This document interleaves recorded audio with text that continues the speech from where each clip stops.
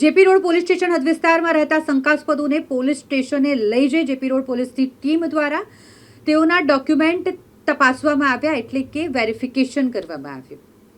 બાંગ્લાદેશીઓએ પણ ખૂબ જ ઘૂસણખોરી કરી હોય અને આવા ઘૂસણખોરોને ઝડપી પાડી ડિટેન કરવાની કામગીરી જ્યારે વડોદરા શહેર પોલીસ દ્વારા કરવામાં આવતી હોય ત્યારે જેપી રોડ પોલીસ પણ આ મામલે કામગીરી કરી રહી છે.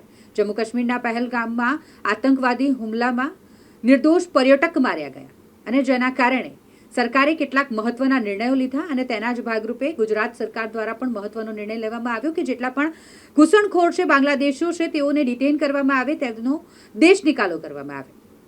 તેના જ ભાગરૂપે વડોદરા શહેર જેપી રોડ પોલીસની ટીમ પણ કામે લાગી છે અને જેપી રોડ પોલીસ સ્ટેશન હદ વિસ્તારમાં જેટલા પણ પરપ્રાંતિયો હોય, ગુજરાત બહારના હોય, તેઓના ડોક્યુમેન્ટના વેરિફિકેશન માટે તેઓને પોલીસ મથકે લઈ જવામાં આવ્યા. જોકે અત્યાર સુધીની જેટલી પણ ચકાસણી થઈ છે તેમાં કોઈ પણ બાંગ્લાદેશી નથી જણાઈ આવ્યું, કોઈના પણ વેરિફિકેશનમાં કોઈ વાંધો હાલ પૂરતો નથી આવ્યો.